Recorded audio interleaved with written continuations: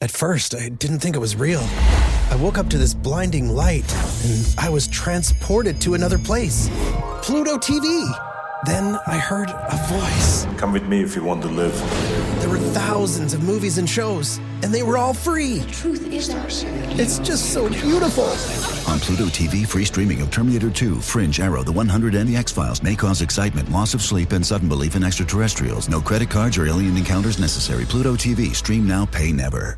Hey, I just Venmo'd you for rent. Nice. Now I can instantly spend it whether I'm checking out online with Venmo or using a Venmo debit card. Say more. More exactly. Because the more you do with Venmo, the more you get. Like earning up to 5% cash back with Venmo Stash on a bundle of brands. So, order more pizza. The math demands it. Get the Venmo debit card. Venmo Stash bundle terms and exclusions apply. See terms at venmo.me/stash terms. Venmo checkout not available at all merchants. Venmo MasterCard is issued by the Bancorp Bank N.A. The Podfix Network.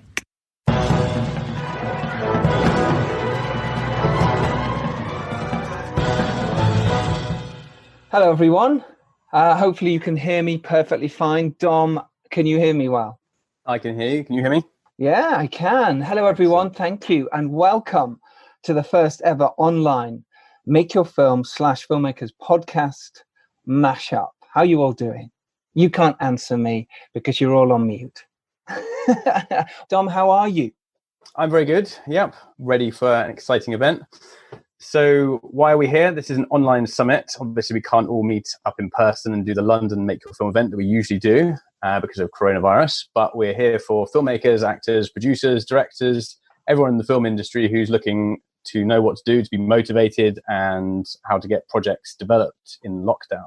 Absolutely. Dom is exactly right. Bear with us. It's the first time we've ever done this, so it will probably mess up. But so let me introduce to you my co-host today. It is Dom Lenoir. He is the man to my left. Hopefully you're left that way, either way. And he is a fantastic producer and director, and he has made some amazing feature films. He made 3 feature films before the age of 30. One of them was the fantastic Winter Ridge, which went on to win 16 awards. Is that correct, Dom? That's right, yep. Yeah, went on to do that. And he also has produced recently I Love My Mum and the very fantastic soundtrack to 16, which just started its cinema run before COVID-19 got in the way. So we will be talking about things like that today and what you guys can do during this period. Dom is a brilliant guy. He's my co-host. I love him to pieces. So welcome him to this event. Well, thank you for the very warm welcome, Giles. And this is Giles Alderson, who has also directed 3 feature films, 1 doc, which is World of Darkness, 2 features, including The Dare, which is now out in the US and Canada, and out in the UK in October through Lionsgate. And recently, his historical action film, Arthur and Merlin, Knights of Camelot. He's also produced a serial killer's guide to life, which is now available around the world. And he is the main host of the #1 UK filmmaking podcast, aptly titled The Filmmakers Podcast, which you can now listen to wherever you get your podcasts. There you go. Thank you, Dom. I did like the news then. The main news tonight will be COVID. Sadly, that is the situation that we're facing right now. And as filmmakers and creators, we're going to find that very, very difficult. It's going to be a tough time. A bit of housekeeping, first of all, before we delve into that. And we have our fantastic guest, which we'll announce very soon. Don will do that. But first of all, you can see down in the chat to your right, if you've not been on Zoom before, there's a little chat box down your right. Please just save that for questions rather than saying hi.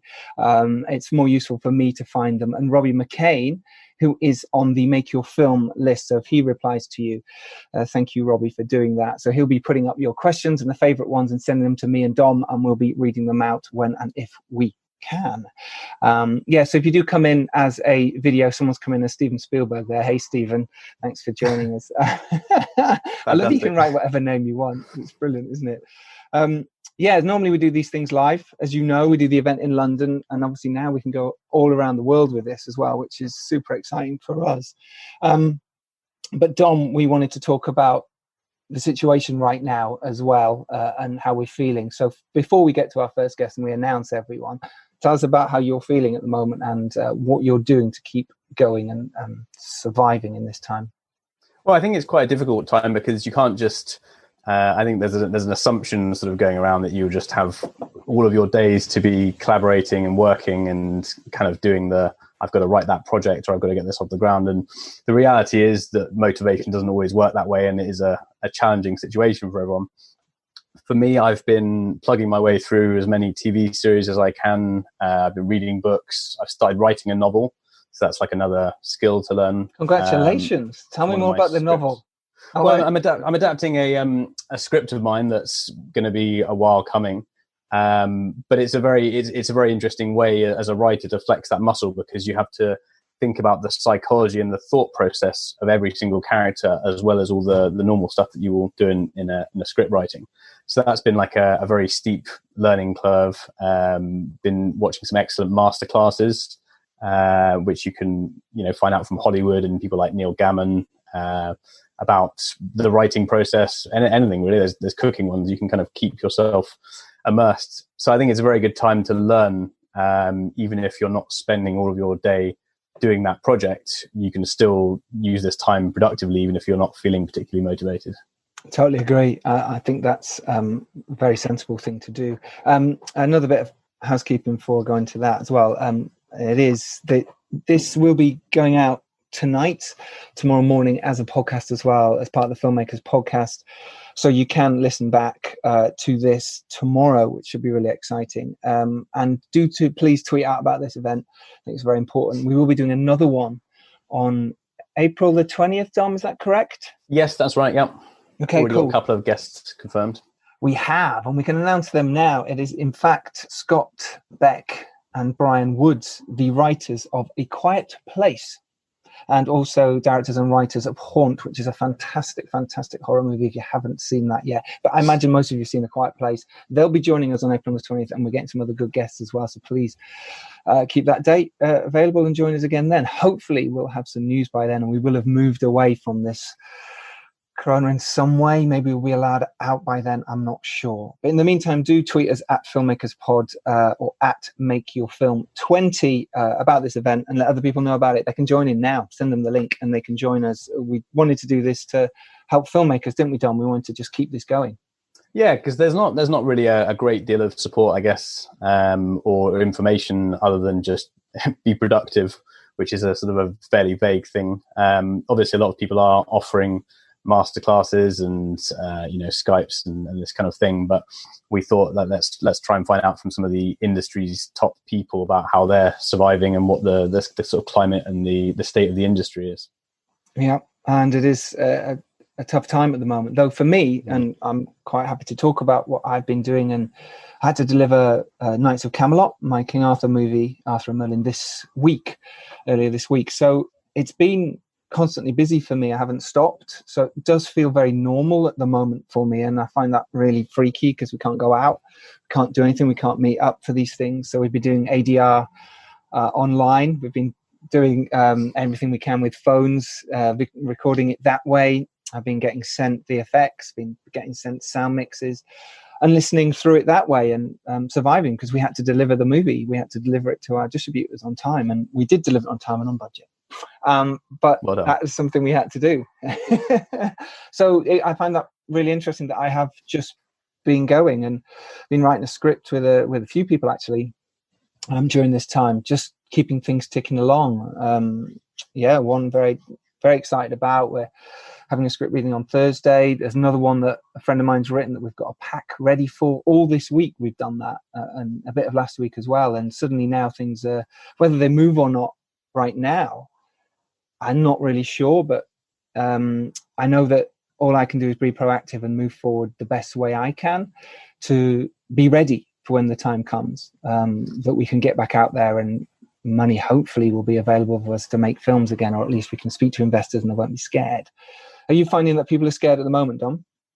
Yeah, I mean, I think people are generally sort of, there's a lot of negative the energy going around, because it's just it's death tolls and it's kind of stay at home, but it is also a good time for us all to come together and sort of as a community and look at the ideas that we can create out of this, and it is a very important time to sort of reflect on writing, and projects we make don't necessarily have to be something that you're going to make immediately. All right, the lockdown's going to end on this date, I'm going to do it for this. If there's something that's sort of interesting to you, that sort of factors into stuff that you're going through, like isolation, it doesn't have to be a pandemic movie. It could be about, the elderly or some elements of society that you've just clocked onto that you haven't really thought about before. So there's a whole bunch of stuff you can write for the future.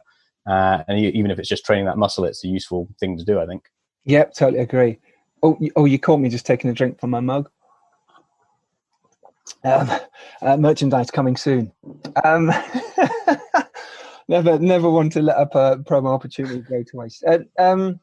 No, I totally agree. I think you've got to be wary of writing too many movies about pandemics at the moment. And I think just keep focusing on what you want to write, on what you want to make, and keep believing in that. Because if you're passionate about something, you're passionate about your dream that you really want to make and you believe is one of the best things that should be seen by the world, then you should do that. That is what you should do right now.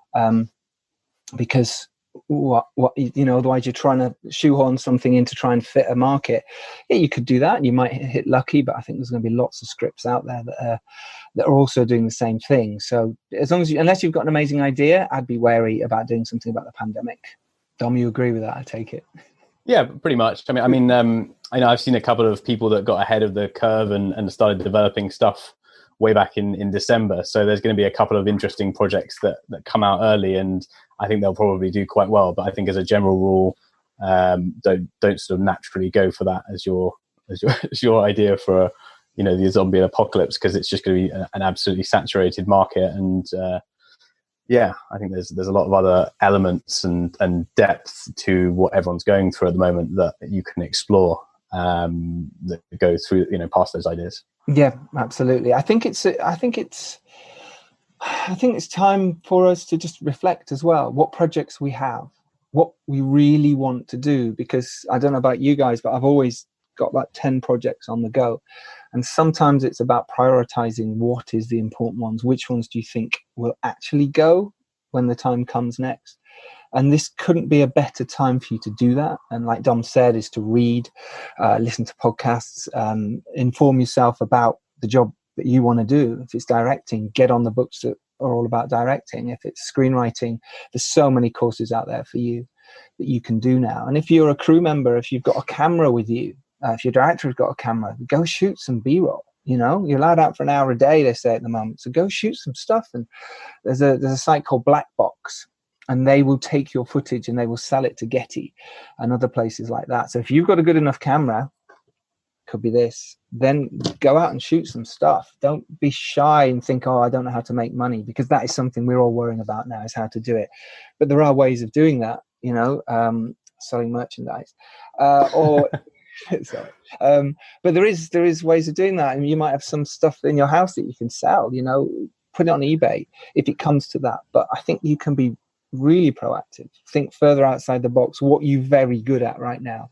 And if that is script writing and writing for people, then there's you can write for magazines, there's some copybook stuff to do, website writing that you can do, blogs, start your blog up, as Dom's doing, write your novel.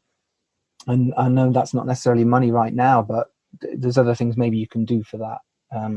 It's just not easy. It's going to be really hard for all of us, and it is going to be tough.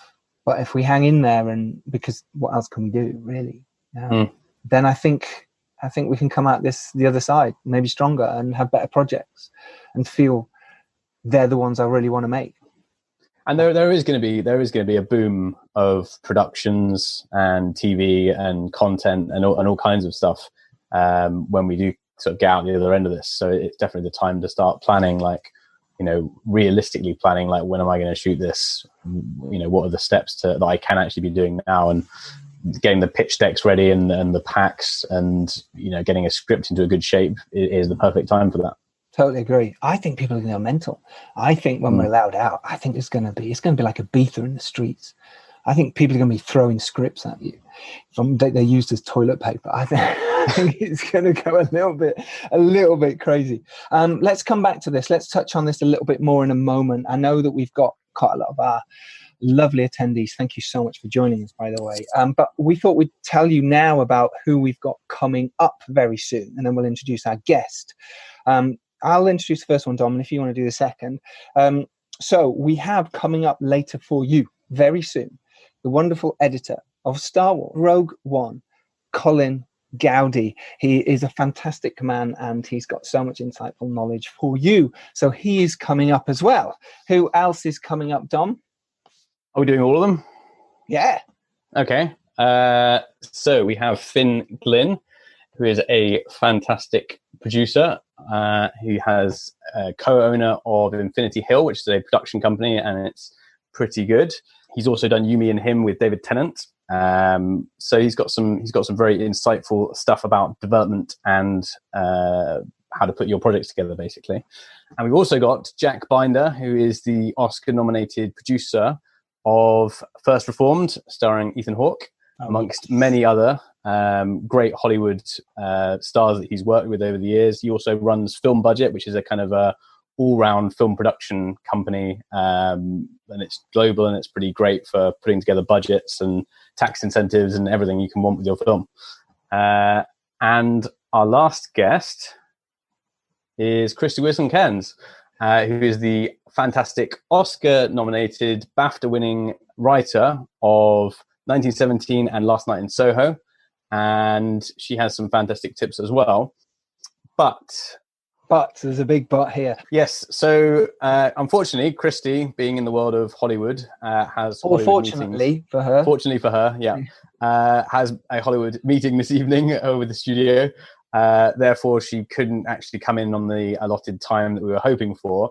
But we have already recorded her this afternoon, and we had a fascinating chat with her. So we're going to be playing for you the conversations we had, asking all of the questions and getting some absolutely fantastic insights for you to start off the evening before our other 3 live guests join us straight afterwards. Absolutely. So apologies that you can't ask Krysty some questions directly, but hopefully she'll be joining us at the next Make Your Film live event, which is hopefully, I don't even want to put a date on it. Sometime in the future. Sometime in the future. So she will be joining us then for those questions. But you can ask our next guest questions in the box. And like I say, we will try and get to them when and if we can. I feel like me and you are like a poor man's John Krasinski at the moment.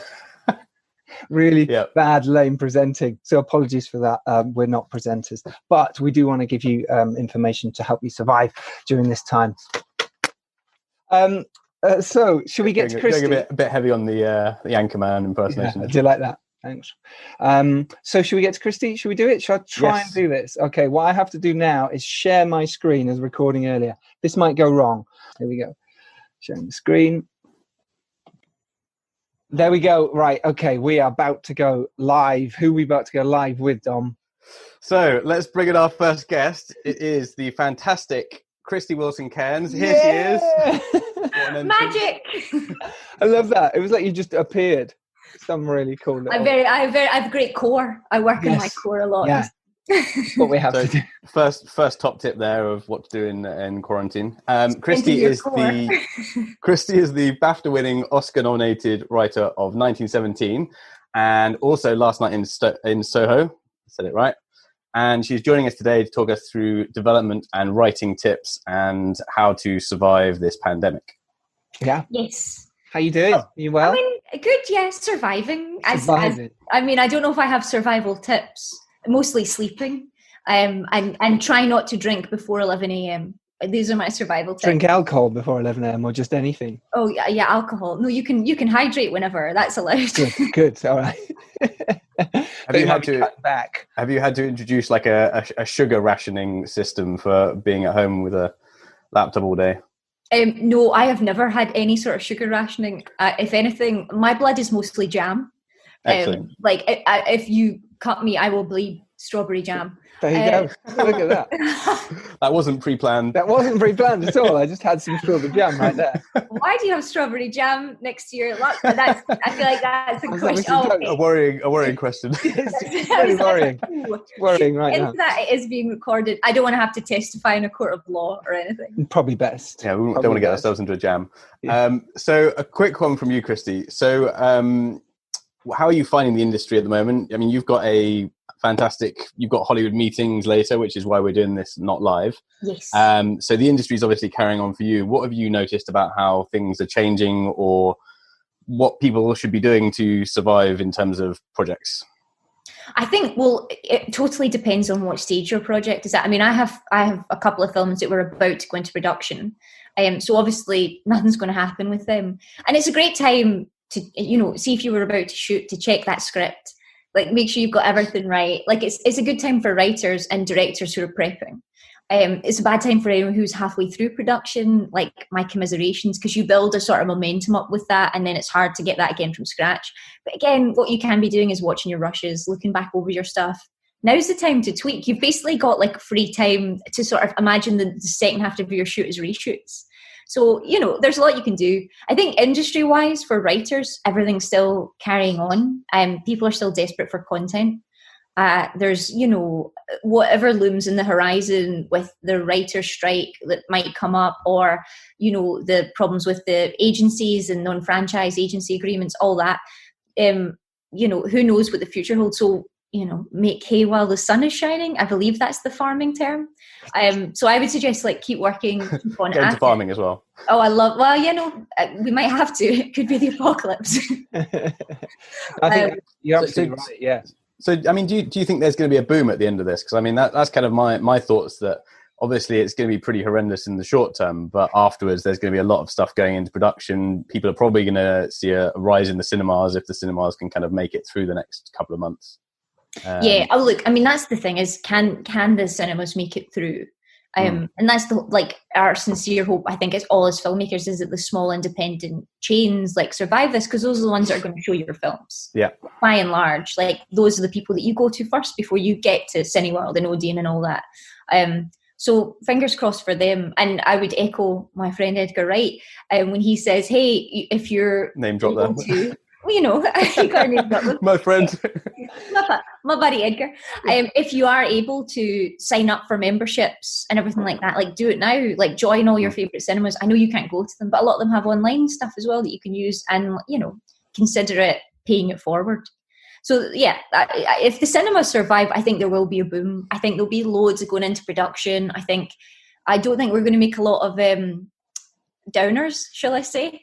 So if you're writing a movie that's about people getting stuck in quarantine, I'd really seriously reconsider it, because cinema at its best is escapism, and dear God, do we need to escape?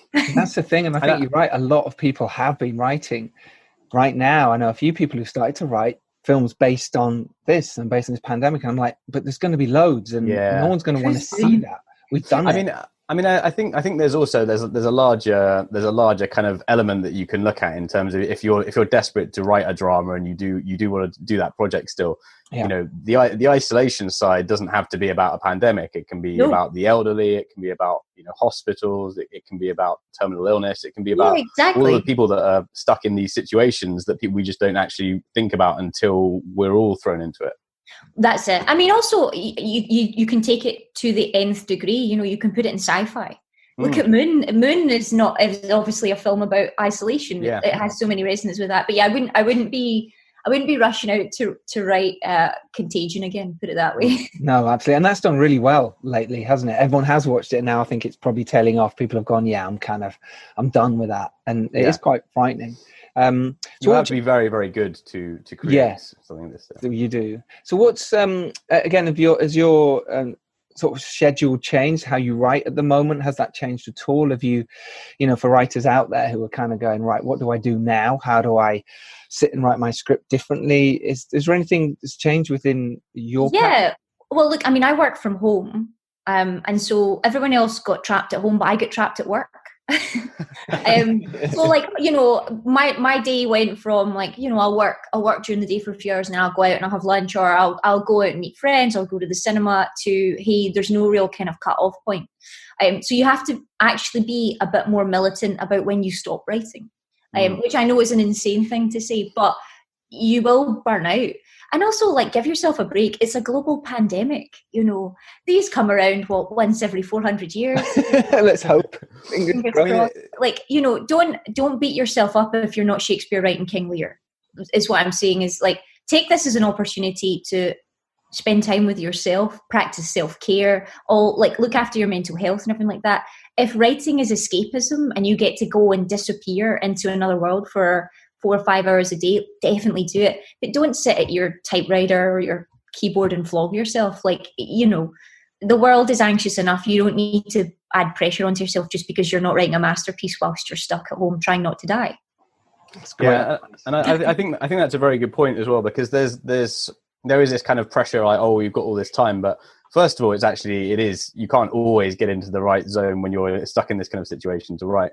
And secondly, there's a lot of things you can do that will help anyway, like reading books, burning through TV series, watching masterclasses. You know, all these things will help towards your knowledge base and your ability to make films. So massively. And like, you know those movies that you kind of like, oh, I should watch them, but I don't quite have time this weekend. Now's the time to watch all the German expressionist films. Do you know what I mean? Like, what else are you going to do? You're stuck in. So true. Like, burn through those kind of films, burn through the films that you weren't sure about. And also, like, see, now's the time. You can't be with your friends, but you can say, hey, what's your favourite bad film? And watch that, and then ridicule them for their terrible, terrible things. So knock your friends. That's a good tip. Yeah, I love to make fun of my friends' bad taste films. Yeah, that's a good I love you, friends. So should we jump in with a question from a couple of people who wanted to ask you some questions? If I can find my phone, yeah. I've got as a new writer, this is from Lydia Androkopoulou, and she asks, as a new writer, would you recommend writing a treatment and send it to an experienced writer to write, or should you just dig in and write it yourself? As in send an experienced writer your treatment to write the movie? Yes. No, never. Absolutely not. The reason that you should be writing is that you have something to bring to this story. There's something in it that excites you, but also that you've got a different take on it. If you think someone else can write it better than you're probably right. Someone else definitely can write it better than you. Someone else can write it better than me. But there's a reason that you want to tell the story, and that reason's worth digging into. And the only way you get to the bottom of that is to write. Yeah, I would never. And also, as an experienced writer, I'm so not interested in other people's treatments. If they want me to give them feedback, absolutely. But I'm not. I'm interested in my own ideas and what I come up with. And writing is very personal as well, isn't it? So you have to kind of very much open yourself up. So if you've come up with an idea and then you're asking for someone else to do that, there's a transference, isn't there? Well, yeah, and also, can I just say, no one else is going to do it. Like, really. And if they do it, you've got no ownership of it. A treatment is it's not the script. And ideas are not scripts. You know, just because I've got this idea, I've got this treatment, then you want to be a producer, you don't want to be a writer. That's a great answer. Yeah, point. Absolutely. Do you find that you're not making other people's projects then? So it's stuff that you like to find yourself, and how do you go about finding those ideas? Well, I think so. For me, I self-generate a lot of stuff. I also work with a lot of directors, and I mean, Edgar brought his idea to me, but he allowed me to co-write the script with him. So that very much felt like in my wheelhouse. Sam and I co-wrote 1917. It was in both our DNA. You know, I think something has to resonate with you. There needs to be something in the idea that you go, oh, I'm interested in that, or I have an idea for that.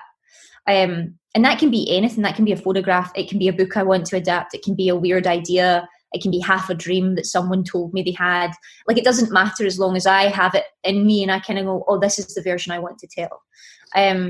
So yeah, I like to self-generate. And I also think even when you're given stuff, for instance, adapting The Good Nurse, which is a true story, adapting that, it feels like you won't have a lot of kind of, you know, room to maneuver. But then when you get into true stories, they're actually much easier to adapt than fiction, for a variety of reasons, but one of them being that people understand the bounds of narrative more.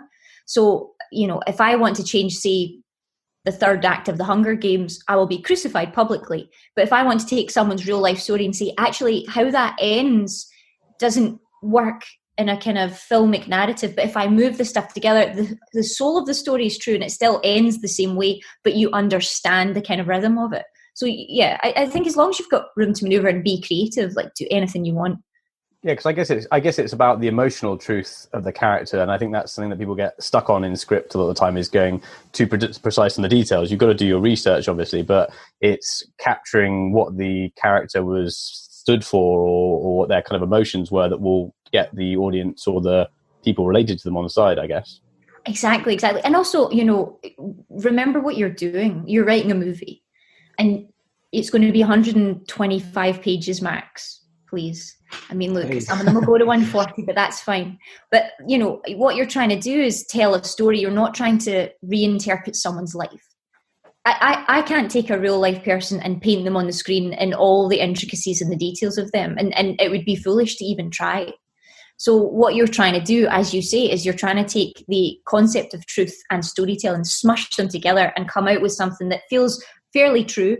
And is true, especially with people's lives and life and death kind of situations. You don't want to fuck around with that. Can I swear? Yeah. Fuck it. Okay, good. I always forget. Too late now. You don't want to mess around with that. But at the same time, like you are trying to provide entertainment. So it's a tightrope walk, and it's something that you kind of refine throughout the script. It's not something you know first time, and it's something that you use producers and everybody else, and the director helps you to kind of walk that tightrope. So in terms of when you're sort of in the idea stage, and this could be like you've just had an idea when you're out and about, do you write down random scenes sometimes that have no sort of relevance just for the sake of it? When you're sort of looking at getting a script, how does that research process go in terms of like, all right, I'm going to do these treatments, or I'm going to kind of bunch these ideas together. This is ready for a script now, or maybe this one needs to be parked for a while. Oh, it's different every time. Well, so when I'm out and about, I have a little notebook, or I make a note on my phone. And if I come up with something, even if it's like a big idea, or if it's like a line of dialogue for a character, or if I overhear someone say something, I'm like, God, that sounds exactly the way I want that character to sound. I'll write that down. And I have countless volumes of these little notebooks that I kick about. And I'll even, when I'm reading, if there's a sentence I like, even if it's got nothing to do with anything I'm doing, I'll put that sentence in the notebook, because I'm like, oh, that's just, why do I like that? And eventually something along the line, 5 years from now, I'll be writing something, I'll be like, oh, that sentence is that character. And so I do all that. So I'm like a magpie, I'll just hoard everything. I'm like, oh, fancy. I do treatments. I always do a treatment. I do a treatment for myself anyway, because I don't think you should start writing a script until you know how it ends, even if you're going to change how it ends, just for the first draft, so you can get out that second act. Otherwise, you will get trapped on page 70, I can assure you. If you do not know how it's going to many end. times to me, yeah. And you'll write yourself into circles, and you'll write cool stuff, but you won't be going anywhere. So I always start with the treatment, like a bullet outline, beginning, middle, and end. I think about the characters. I actually talk about it with people in my life as well. Like I'd be like, oh, I'm thinking about doing this, and what do you think of this? And this is the story, and I'll tell it to them as if it's a campfire. Like I'll do all that, and that's how I'm kind of like sounding things out. I also like to do a treatment because it's really helpful when you're working with producers or directors to have it on paper, because my idea of tone and style and characters and everything could be so different from what's in your head. And it's much easier to sort that out in treatment stage than it is at script. You're talking about, should you fix 5 pages or 105 pages? So do a treatment, share the treatment. Share it with the people you trust, share it and collaborate. Like, steal all their great ideas. That's what they're there for. Your name's on the script at the end of the day. It doesn't matter. And I was just going to say, so I mean, when you're sort of bashing out the first draft, do you always sort of plan it until you've infused so many ideas that the characters just kind of naturally going in a direction, or do you sometimes just have to keep plugging away and then you sort of find it as you're writing, so to speak, and then you've got to kind of look at it at the end of it? No, I plug away in the treatment. Away in the treatment, and that's not to say then the treatment will be the exact thing I render into the script, because sometimes I'll get into the script and I'll feel it pulling in a different direction. But then I usually go back, or even I write with a big notepad under my laptop, which I make notes on, because sometimes you forget. You're like, oh, I want to go back and write that. So I've like covered in tiny, illegible, crazy writing is how I would describe my office, which is why we're not doing this in my office. I look like a serial killer. But yeah, and so I do that a lot. And when I'm like, oh, this is pulling away, this is not what I think it's going to be, then I'll write on that note what I think the beginning, middle, and end then is. So I'm like, in a way, I kind of think of it as like you're trying to get to a destiny, like you're trying to sail somewhere. It's almost like you're using like constellations, and you keep checking your constellations. You're like, I should hit this, I should hit that, I should hit that. Otherwise, I think if you do that in a draft, the tendency is very much to get unstuck, and you then start going, well, where would they go next? Oh, well, it might be interesting to see them at the record store. And that's not character driven, that's not anything driven. It's just like, you're like, that's a cool location. And that's, as soon as you started doing that, like you in trouble, you lost. That's great, thank you. What, in terms of, for a new writer, and we get this question quite a bit, in the pitfalls that someone's got. People are very scared of giving their work out, if you like. Someone might steal it. Even pitching it to friends, people don't. And I totally agree with you. You should always be pitching, because someone will just say, well, that doesn't make sense, or I've seen that in another movie. Yeah. What are pitfalls in terms of what writers should look out for when sending their projects out, producers wise? Is there anything that they should be careful of? So here's the thing. I have never had anyone want to steal my idea. I've had someone steal a very similar idea after a script is already written and sold, which was weird because they were a friend of mine, and I was like, but remember I wrote that? And then they were like, ugh. So I've had that. Still a friend, or yeah, still a friend. No, the serial killer. Shockingly not anymore. First victim. She's like, yeah. I definitely renamed the guy who gets murdered in it. Yeah, exactly. Yeah. So I've had that, but I've never had someone steal an idea, because here's the thing: the idea is not the commodity, and this is what new writers forget. The idea is not the commodity. You're the commodity. You are selling yourself. Mm-hmm. See if someone can do a much better job of it than you. Tough. You're still new at this. You just need to keep going and keep working at it and get better at it. But ideally, what people are paying for when they pay for your idea is you writing it. So, I mean, I would urge you as a new writer to write things on spec. And that's so easy to say now from my gilded chair, where I don't have to worry about money. But when I was writing, I was a bartender, and I wrote at night, and I wrote in the bar because I had really great bosses. And I wrote my stuff on spec because, well, frankly, as a young woman writing action, I wasn't getting a whole lot of calls. And second of all, I wanted to write something that was pretty different from the normal things that get made in the UK. So I wanted to write big budget action, thriller, war movies. You know, that's the sort of stuff I wanted to write. And I was never going to get anywhere by kind of doing kitchen sink dramas, because I wouldn't have written them well. Not my passion. Which is kind of a pitfall in the UK, in that if you do want to kind of make that Hollywood fare kind of stuff, it's very difficult to, like, the kind of the natural route is, right, we'll do a horror, do a gangster, do this, like whether you're a writer or a filmmaker or a director. Yeah. And it can be quite challenging to get those ideas kind of looked at. I think there is possibly slightly more open-mindedness to doing something like that in America, but massively. But see, the good thing is now is that with streamers and everything like that, everyone has to up their game. Everyone's desperate for content. And you know, I was lucky when I wrote my first script, Ether. It went on the blacklist. It got American attention, and that was it. Like then I was in the sort of Hollywood machine, and you still have to work your way up. But when you're in it, it's much easier than when you don't have an agent. You're just kind of like, hello, I have scripts for you. Like, no one's going to be reading them. So you do have to get noticed. And one of the best ways to get noticed is to write a really great spec that sort of shirks expectations. And it's so much easier to do that as a writer. I don't envy directors, like, because all I have to do is sit down with a piece of paper and I'm spending my time. But what you have to do is convince other people to give you their money. And that's hard. So, you know, obviously I'm speaking from the sort of writer's idea that if you can devote time to write a spec and then rewrite that spec and then rewrite that spec 4 or 5 more times, so you've got it in the best possible position, and then like submit it to all these competitions, like do all that stuff, do the sort of legwork. Because if it's good enough, it will get noticed. Cream rises. Totally and also, there's nothing wrong with showing it to UK producers, because see, at the end of the day, a lot of the new breed of UK producers want to make the same stuff that we want to make. Yeah, great. And on that, speaking about representation, I've got a question from Johnny Grant. He asks, is it important to have a US rep as much as it is to have a UK rep, or even to have a rep at all? I love that, Johnny Grant. I feel like I'm in the radio. Thanks for your question, Johnny Grant. Yes, I do think it's very important to have representation. To me, signing with my UK agent was the difference between being a bartender for the rest of my life and being a screenwriter.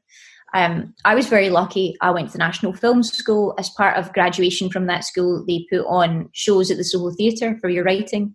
And they also do this thing where they take the whole class of writers and we go around all the agencies and you pitch and you talk about yourself and you give them samples. And that's how I got an agent. That's how I got my UK agent. How I got my my US agent was I sold Ether on the blacklist. 4 or 5 agencies contacted me. I actually went out there and met all of them, because here's the thing, when you're based in the UK and you're going to take on a US agent, you better be sure that you like that person and that they represent you, and that they're your kind of person. Because if not, people are going to not know who you are, not know what you want to do, and not know the areas that you're interested in working in, and you'll get sent just crazy stuff that will never work, and you'll end up lost in a tundra of writing like, and no offense here, but like Girl on the Train 25. Do you know what I mean? Because they associate certain people with certain things and they just bunch you all together. So yeah, to be perfectly frank, my US agent, who's CA, John Cassier, it's the most important sort of work relationship in my life. That's fascinating. That's really interesting. Well, yeah, and he's also like one of the first people that reads my work. He gives me feedback on it. He tells me when I've got ideas, I'll say to him, I'm thinking of doing something like this. And he'll say, just be mindful of, there's this script out here. There's this book that's about to get optioned. There's that, and that. And also, if you have any book that you want to write, say I read some obscure out of print thing, he's the first person I can phone and be like, hey, where are the rights for this? And he will find them. So having an agent is really, really important, I think. Especially if you want to work in America. Like, usually most production companies out there, most studios will not take a look at like anyone that's not signed. And you can get meetings in America. That's the thing. Like, it is easier to get a meeting with someone. Like, they'll give you a meeting. Like, it doesn't matter, who they are, if you kind of approach it correctly. So you can get in with some quite cool people to get yourself that chance. And they are generally quite open to talent. So if you've got something that's right, even if it's not right for that moment, it's definitely worth a try. Yeah, massively. Brilliant. Have we got one more question? We've got time for one more question, Dom? Yeah, I've got one from Victor. How do you approach a historical script? What steps do you take? And yeah. So writing historical, handy. I've done a couple of them. So I think the very first step I take for any project is, do I want to do it? Because obviously you're going to devote a huge amount of your time, your energy, your mental health is all going to be sucked into this. So but the very first thing is, I think, do I want to do it? Why do I want to do it? Like, what about it interests me? Because the big thing you're going to get asked when you write a historical script is, why is it relevant? Every press conference or every press meeting we had, someone would say to me, why does it matter that what happened over 100 years ago? What does it matter for 1917? And my answer to that is, actually it's incredibly relevant, because what 1917 was about wanting to go home and what you would do for someone you love. And so that's not rooted in war, and it's not rooted in 1917. Timeless. So that's what I look for in the historical ideas that I'm drawn to. And I'll sort of work out why, how, where, when, and then I'll do my research, which is the funnest bit, because it usually involves travel. It's sometimes to glamorous locations, sometimes to northern France, which is really sad. So there's that. And then I will do research for longer than I should. I'm writing while I do my research. So I'm doing my treatment while I'm doing my research. Just a quick one. How long is your treatment generally? Like, because you rely on it quite a lot. So like, how long does it generally? Well, if it's a treatment to share for like a sort of early meeting, I'll be about 5 pages, and it'll be sort of quite rough. The characters very sort of simply drawn. Like, this is A to B to C. When before I do my first draft, the longest treatment I've ever done was 70 pages. 70? Yeah, 70 pages. Okay. Wow. 70. It's basically a script. Well, yeah, it's basically a script. Also, I do this thing, which I work with Neil Street a lot, which they have taken to call a scriptment, which is half treatment, half script, because I start to write dialogue in my treatments, because I think that's the best way you can understand. And I'll do a dialogue in a 5-page treatment. Do you know what I mean? Like I'll open it with dialogue or I'll close it with dialogue, because that's how you understand the tone, the characters, who they are. Dialogue should be very, very specific to each person. Do you know what I mean? Like I speak differently from you two, not just because I have a mad accent. Like it's my rhythm, my patterns, all that kind of stuff. What I'm going to talk about is so different from what you're going to talk about. So that all has to be intrinsically in there as early as you can. And some people have a knack for that. And some people really have to work for it. If you're one of the people that has to work for it, start eavesdropping. There's nothing better. Get a bar job. Listen to how people talk to each other. It's so useful, and you can drink. So there's that. But yeah, no, I do a scriptment eventually, which will be like I literally take my treatment, I put it into final draft, I start writing it, and I push it. And I like to, when I'm writing, actually, instead of starting with interior, blah, blah, blah, blah, on each scene go, okay, my next point on my treatment is this, so I'll write this scene now. And then I'm like, well, those two scenes, actually, there's a gulf, there's something in between them, so I'll go back and I'll be like, well, what's interesting here? And I'll fill it in. So my first draft can be quite long and meandering. I've had first drafts at 160 pages, which I wouldn't show anyone because I'm just letting it run, because there's sometimes stuff at the end of a scene that you didn't realize was going to be in there, and you just let them talk till you get to it. I'm aware that makes me sound slightly insane, but you know what it is if you know what it is. Yeah. Sometimes they start chattering away. So I'll let things run, and then I do my first slash and grab, which is where I basically just go through and go, don't like, doesn't work. I like to murder it. And then at the end of that, you start to see, oh, I've left a little loop here, which weirdly links up there. And I hadn't quite done it consciously, but that is actually a really interesting subplot. So what if I go a bit into that more? So it's a lot of it's about getting it down, forgetting about how you did it, going back into it and being very ruthless, and then coming back out of it and going back into it. And the longer you can let something sit, the better.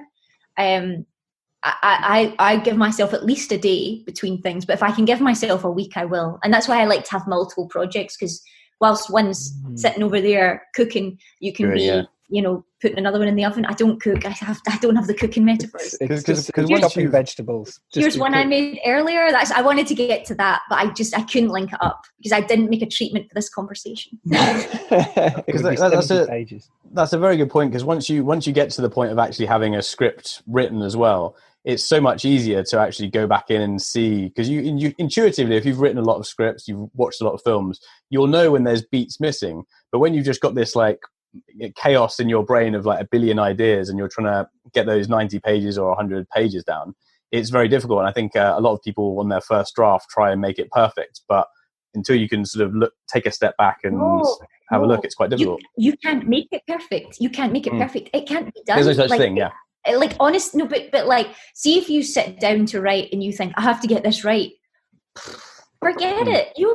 That's like being like, oh, I hope I don't accidentally smash my car into 5 walls when I try to vert out that space. Absolutely. Like it's not going to happen. You'd have to try really, really hard, and even then, like you're just going to fuck it up. Like just let it get out. Like give yourself as much as a framework as possible. Like do your treatment. Do it, even if your treatment is literally 3 lines, they start here, the middle bit is this, the end bit is this, even if it's that, go with that, and then just write it. And as you're writing it, like, you have bits of dialogue that you're like, ooh. I mean, there's bits of dialogue that I write and I'm literally like, oh God, I'm such a shitty writer. Like, and you're like, oh God, I can't believe I wrote that. Give me 5 minutes. Do you know what I mean? Like, I can't believe I wrote that. And then as you go back, well, it's nice to have low-hanging fruit, let me assure you, because when you start to get into like a real, you get knife crazy, you really want to slice some stuff, which is delightful. There's a lot of worrying indicators of murder here. We've had slash and grab, we've had cars smashed into walls. A lot of people are worried that I might kill someone, but I only do it on the page. And if this comes up in a court of law, I swear I only did it on the page. That'll be the headline quote. I only do it on the page. Yeah. So in terms of so say you've just done your second or third draft. I'm assuming you'd wait before you send it off for notes if you're being commissioned by someone. How do you take notes? Because I think something that's really important is if you're sort of bouncing a project around, or you have different people sort of joining and coming and going. One producer or one director may want to take it one direction, and then they may leave the project. So you want to always improve it without actually so it's always going in the same direction rather than flipping backwards and forwards with different collaborators. So how do you kind of take notes? Yeah. Well, first of all, notes are the best thing. Like genuinely, when someone gives you a note, there's like a variety of notes, and people can give you bad notes, people give you good notes, but even bad notes are really helpful because bad notes tell you there's a problem, and they usually tell you where the problem is. I find bad notes are usually like, hey, why don't you just do this? Oh, it'd be much better if this or that. And usually the solution is wrong, but the problem is still in there, and you can track back the note behind the note. You can track that back and be like, oh, that's where everyone's having a problem. I like to get loads of notes. I have quite a intrinsic sort of like idea of what each script is. And that's not to say that I won't roll with things as they adapt, but I also know the limits of where I will push it before I'm no longer interested in writing it, for instance. Where it's no longer a story I want to tell. Yeah, because that can happen. You can adapt a script to fit someone else's notes because they kind of can't see your version, and then before you know it, you've got something in front of you that you have no connection to, and there's nothing, not even personal to you anymore. No, exactly, and that's happened to me. That's happened to me in a project when I was sort of younger and still trying to understand the studio system, all that kind of stuff. Yep, I got sucked into that, and it's very easy to sort of, I think, be worn down by that. But I think what you really need to do is really need to be like, what is the story I want to tell? What are these notes giving to me that allow me to make that story better? And also, all notes should be discussions. You shouldn't get notes that are an A4 document collated by some assistant at some random studio that's 25 people's notes, and they're in studio ones are in red and the producers are in black. Get that away from me. That's no good to me. It needs to be a discussion, because I need to be able to say to them, oh, see this idea here, why do you want me to do that? What do you think this is? What about if I did something like this? Hey, and this is like collaboration. So when you're in the room with them, like, don't be afraid to consider their notes, think everything through, like play out the notes in your head. Sometimes I do all the notes because I'm not 100% sure which notes are going to work and which notes aren't. And for all it's going to take me, 2 afternoons to do it. Yeah, I'll try it. That's nothing to me. I guess it's whether you agree with it, isn't it? Well, yeah, exactly. But even I've tried notes I didn't agree with, and I was wrong. Okay. Yeah, because that'll affect, some things can change, can't they? You say, oh, actually, that did work, what I didn't think would have worked. Yeah. But as long as the notes are a discussion, as long as there's push and pull and a collaboration for them, then they're useful. You need to, if you want to write, you need to be able to take notes. And you need to be able to talk to people about your writing in a way that they understand what you're saying, and that you also need to be able to listen to their ideas and not feel attacked, not feel vulnerable, not feel like they're trying to change my baby. What they're trying to do is they've spent a lot of time reading your script 3 or 4 times at least, right? Because that's how you give notes. Reading your script 3 or 4 times at least, they've put a lot of consideration in how they want to make this film with you. So listen to them. That's the least you can owe them, and it's manners. Just have some manners. so sort of talking on the collaboration side, obviously you've worked with Edgar Wright, you've worked with Same Mendes, and you've co-written on those 2 projects. How do those collaborations work? How is your process for co-writing? How does that differ to kind of some of the other collaborations you've done, or writing a solo project, in terms of like, do you write one scene each and then you cross over, or how does it work? You know what, the actual kind of methodology of it is sort of irrelevant, because then that actually writing is just writing. It doesn't matter if you're doing it with someone else in the room, or if you're doing it, Sam in New York, me in London, Sam in New York, me in LA. Do you know what I mean? That doesn't actually matter, because it's just stuff going down on the page. The real act of collaboration is before the writing, when you are discussing the project and you're working out what it is, and that it's very important when you're collaborating with someone to do a treatment. Otherwise, forget it. Like, that won't work. So like, sit down and be in the same room when you're making this treatment and talking about the characters and who they are and what their dreams are. A good collaboration is half the work, like literally half the work. A bad collaboration is 5 times the work.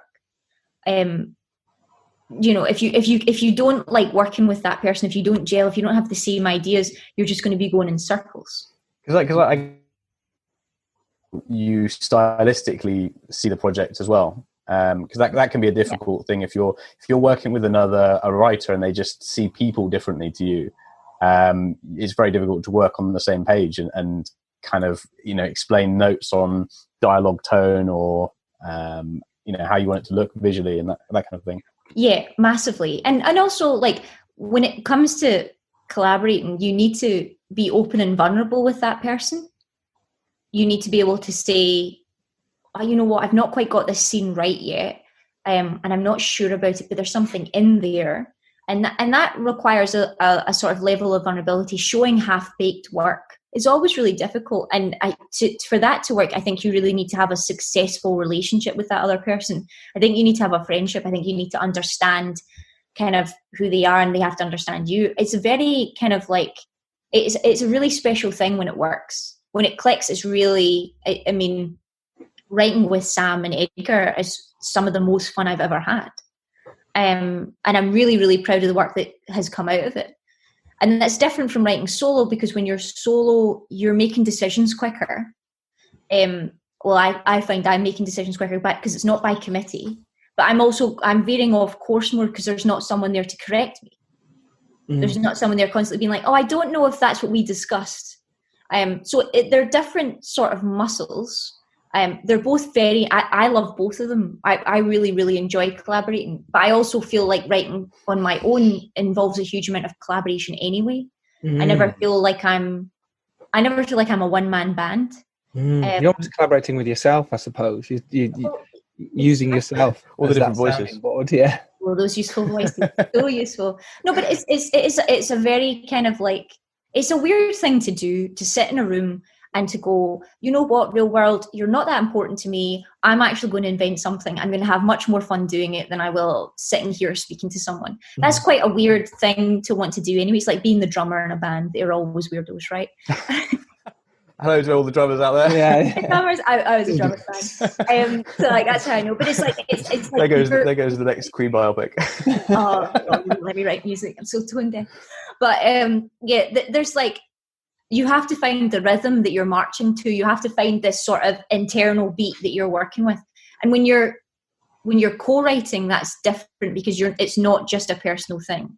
You have another master to serve rather than yourself. And that master's not the other person, that master's the project. Yes. But it's like, but that project is not all yours. So it's like, you wouldn't go and take someone's baby and get its ears pierced. That's not cool. Not cool. I hear, as a godmother, I hear that's not cool. Let's not advocate that. In Scotland, you're not allowed, right? No, definitely not allowed. But it's like you have to remember that the project belongs to more than one person. Whereas when you're on your own, you're slightly freer to go and pierce that baby's ears. There you go. Not that you should. Top tip for the top tip for this. But no, I love collaborating. I agree. I think it's a great way as a writer to constantly be moving forward and moving your project forward. It can get stuck, whereas you work with someone else and suddenly they can write a bit, you can write a bit, and it keeps moving. It keeps. And you can build a very big world when you've got another mind. When you've got two minds that kind of going in the right direction, and you sort of create this whole universe. It's ever expanding, isn't it? It's quite exciting. And also, it's absolutely glorious. Like if you don't want to collaborate at all as a writer, if you don't want to get notes, if you don't want to do any of that, like do not write for film or TV. It's the most collaborative of all the writing mediums. It really is. Like it only exists. A script is not a product. I can't show a script to my friends and be like, yay, I did a thing, but I can show a film. And that the whole point of it is like you're going on this shared journey. You're all going to work together. And that's actually like really magical and kind of aspirational and like the most wonderful thing you can do as artists. It's like all come together to try and make something better than each of you involved. Like it's very noble, not against the backdrop of a pandemic when people are saving lives, but there is something in it that is aspirational and worthy. So if you don't want to take notes, if you don't want to collaborate, if you don't want to do that, like go write a book. I'm not saying don't be a writer. I'm just saying don't do this. That's brilliant. Thank you so much. I know you've got to go because we've got to get you to your Hollywood meeting. But thank you very much for your time. We really appreciate it a lot. No, thanks for having me and good luck in a few hours' time. Thank you. Well, now. Nice. Now. In the future. Bye. Bye. Thanks, Krysty. Speak to you soon. Right, everyone. Hopefully you can hear me. I'm trying to work out how to get back and stop the screen share. Just 1 second. Hopefully that's done it. Maybe. I'm not here. Dom's not here yet. Here we go. Unmute Dom, bring him back in. Like I say, we could have listened to Krysty talk all day. She's so fantastic and wonderful, and I hope you learned something from that. We did. So now let me find Colin. You introduce him while I find him on here. So Colin is a very experienced editor. He's worked with Gareth Edwards, which is quite an interesting collaboration, really, because he's worked all the way from Monsters up to Rogue One, and here he is right now. He's got a lot of, is that trophies or drinks behind you? I can't quite see. No, it's swag. It's swag. Okay, so a lot of swag behind him. Colin Gowdy, thank you so much for joining us, man. Thank you. Pleasure. You're looking very well as well during this time. You look happy. Yeah, I'm quite happy. It's just good to see you two guys. I don't get out a lot, as you can imagine.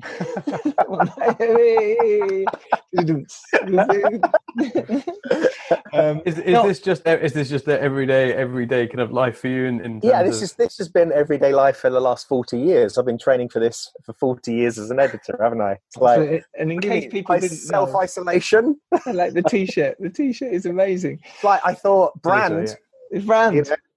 Because then people are going to see all up. Yeah, exactly. People are going to see so many incredible guests this evening, and I thought, how are they going to remember who we are? I thought, editor. You know? Absolutely. So there you go. Now they remember. There we go. Robbie has put up some words into the text box there for you to remind you who Colin is. So Colin, look, obviously we want to talk about editing and your work with directors, how you do that, how you work with script writers in the early stage. But first of all, we want to talk to you about the best way to sort of survive during this time, the best way for filmmakers and creatives to carry on doing what they were doing before. And has it all changed for you, or is it sort of business as usual in terms of projects? It's business as usual just right at this minute, because I'd already agreed to do a short film after I just finished my last feature, because it was going to be a nice little slot in between two films that I was going to do. And it was a producer that I know, who's a friend, and he asked me to do his short, so I agreed. And then, of course, my next two projects have completely disappeared. So once I finish this short, I will be, like everybody else, doing all the things that the guests today recommend that we do during our period of self-isolation. So hopefully I can add to that list for people. Yeah. So the first thing, you were talking about going out and shooting archive, either future use or try and sell on the website that you mentioned. So the first plea that any editor will tell you is, when you go out with your camera, please don't film it that way. Please don't turn your camera that way, because otherwise anybody's trying to make something for mainstream broadcast, you're going to have that image and all the rest of that screen is going to be filled up with one of those blurry, horrible things. So what's wrong with your phone? It looks totally broken. Speaking of which. Oh, my phone? Yeah. No, it's the case. Oh, okay, fine. It just looked totally broken. Brilliant. It looks like it's got a plaster on it. Yeah. And it's also got a lanyard on it, because if when I'm in London, I don't want to steal it off me, because I attach it to my belt with a lanyard. Clever. I've seen too many people having their phones stolen out of their hands in Oxford Street. Yes. So, yes, that's the first thing I wanted to say. In terms of what to do, people that are sitting at home, obviously talked about the writing, those sorts of things. From an editing point of view, I would say that it's about learning new software. So if you're a film editor, you already know how to use your Avid for your day-to-day work, but go in and learn how to use the effects palette on Avid, because that's one of those things that we're always going, I'll learn that one day, and you never do. So I try and increase your skill set within the software that you already use. Or if you've not edited, but you think you might want to, even if you're a writer or a director and you think that might be a useful skill set at some future point, almost all of the software that's out there comes with a 30-day free trial. So with none of us got any income coming in, go out, download the 30-day free trial, and don't download them all on the same day. Sure. Right? So do the first 30-day free trial on your Avid, and then go and do After Effects then go and do Lightworks, etc. In fact, Lightworks is free anyway, unless you want the top spec professional thing, which if you're learning the software, you don't need that. I would also recommend learning how to do previs, particularly if you're a director. So the thing that Phil Hawkins, who I know you guys have done a lot of interaction with on the website in the past, Phil uses a thing called Frame Forge 3D. And if I'm still here in 12 weeks' time, I'll be learning how to use that myself. So those are the things that I would do in terms of the software side of things. In terms of your skill set, and that's a skill set if you're a writer, director, or particularly as an editor, is if you haven't got material to cut and access to that material, go and rip a DVD of a classic movie and stick it in your Avid and cut it down in length. See how much you can get out of a timeline and still tell the same story, right? Particularly with most modern films, which we all know are always at least half an hour too long. Absolutely. Do you know, that's right? absolutely really great advice. And I think it's really important that people learn new skills. Now's the perfect time. You know, Poppy Rowe learnt for A Serial Killer's Guide to Life. She learned how to edit. And I think now for filmmakers is the perfect time to do something like that. She's a great editor now. She's a really good editor. She's really good. I know. Really good. Yeah. So I would do that. Also, the other thing that's useful to learn to do, so not just cut down films in terms of how much, you might watch a film and get 2 minutes out of it. But when you guys know that when you are at that stage in your edit and your film's 122 minutes and the producers, your distributors want you to get it down to 2 hours, that last 2 minutes is so hard to get out. So you might only cut that much out. But the other thing that's useful to do is a lot of films, when you finish them, if it's not a big studio picture, obviously, to about independence, they go to Marketplace. A lot of people at Marketplace will not watch a 2-hour film. They will watch a 10 to 20 minute version of your film, and they will buy or sell your film based on that version. So again, take these classic Hollywood or British movies, take them, cut them down. How can I tell this story in 10 minutes that would sell this film at market? Because when you're in your edit suite in years to come, that's a really different skill set, and it's a great skill set to have. So try and cut the trailer and try and cut the sales pitch version. And it doesn't have to be if you're just, a filmmaker or a director. Like if you're an actor, like you'll learn a lot about, what's going to be left on the cutting room floor. Like if you start editing your own, show reels and stuff like that. And if you're a writer, you'll learn structurally, because like in a way, an editor, and that's something we're going to sort of come on to in a second, an editor is in fact another writing redrafter. Yeah. And you're kind of learning what's important, what's not important in the script, what scenes are going to be cut, which bits are excessive, where you need stuff. So it's kind of a very useful, like almost like another version of writing to be learning. Yeah, it absolutely is. And because everybody always says, the third rewriting stage of the film is post. It's the edit. You guys are very experienced at that as well, and that's true. Mm-hmm. So what else was I going to talk about with that? So I went through the list that you sent me. Do you want me to just roll on to the next thing? Well, we kind of went on to the, we started on the the script side. So you sometimes come on to projects at the script stage. Correct. What insights do you give editors or producers basically, or writers, in terms of like what might be useful to have your perspective on before they even go into production? Every department head, HOD, will go through the script with two minds on, which is the first one is you read the script. Does it entertain me? First of all, do I want to work on this film? Mm-hmm. Once you've done that pass, then you do the pass, which is your department pass. So production designer looks at it from that point of view, costume designer from that point of view, editor, that point of view. So I'm looking at things thinking, is this going to be a fast action scene, or is he going to want to do this, and it could be, a battle, as it turns out, of 1917, might be the entire movie. Do they want to do it as a single shot? So, which can suddenly affect your role as an editor. Right? Well, you might not be needed if it's one shot. And ironically, of course, 1917 full of edits. I know, that's the thing. It absolutely is. Yeah. At which point the editor's role is really crucial at that stage, working with the cinematographer, working with the director. You know, it's too late if they bring 1917 in and it's not cuttable as a single shot, isn't it? You've got to be involved at that stage. So, so I will read it, and my 3 different readings of the script will be, do I want to do the film? What's the editing side of it going to probably be? And then it's what's my input now going to be that I'm going to pass on to the scriptwriter. The first questions that that I usually ask are, who's the script editor? And I will talk to the script editor as much as to the writer, because they've kind of done that previous pass, and I like to learn what they've cut out maybe and why they made those decisions. And sometimes you might say, well, actually I did find that a bit confusing. You sure you want to take that out? Is there not something else that we can take out in its place and reinstate that? Or you might make a suggestion and they might say, oh, actually we had that scene, we lost it for budgetary reasons. And I'll say, can we set it in the car static as opposed to driving? And then it's a less expensive shoot, but it still gets across the information. And so I'll try and get my low budget filmmaking hat on to offer a suggestion of how something can be done that way.